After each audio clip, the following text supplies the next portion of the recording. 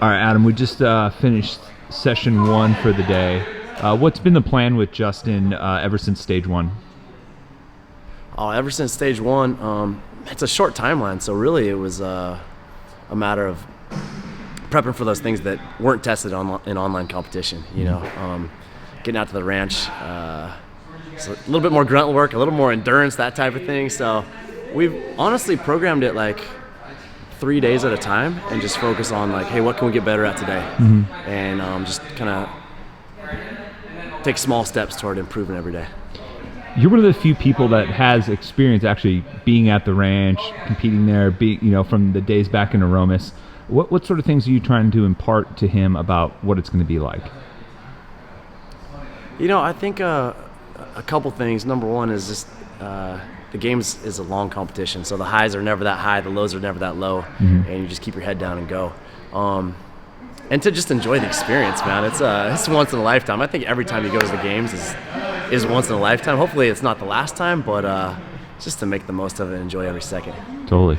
And it feels like a lifetime ago, but Justin got his games ticket back in Ireland, the opening the season, basically 10, 11 months ago almost now. What would you say has been the biggest growth point for Justin since that time in earning his first trip to the games? I would say just his mindset of realizing like, hey, I can do this. That was a pivotal moment in just kind of flipping that switch of like, I belong. And I think every time he competes, he hasn't got to compete a whole lot this year, but every time he competes, he grows in that realm. And so stage 1 was kind of unlike anything we've seen before, I guess, for the games.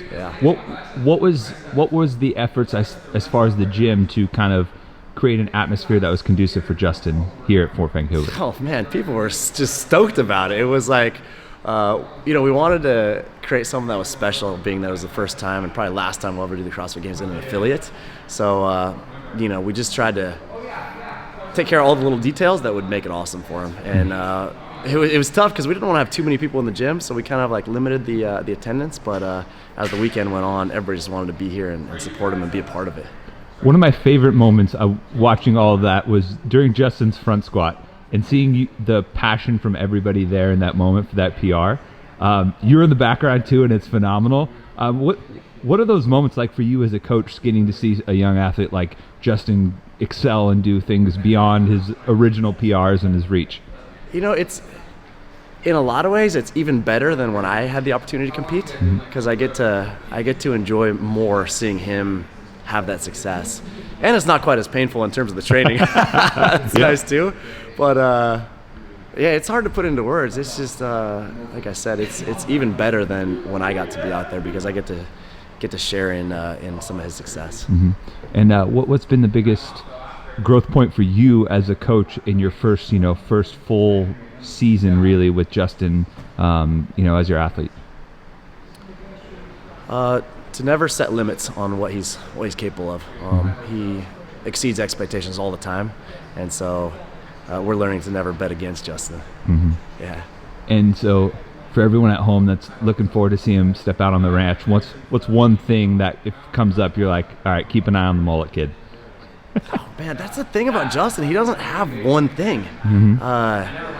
I don't think he has one thing that we're like, yes, that's his jam, but he also doesn't have one thing where he's like, oh man, I hope that doesn't come out of the hopper. So I think just the completeness of the test is what I'm looking forward to. Getting to see him compete live is where he thrives. Awesome. Thanks, Dan. Yeah, thank you.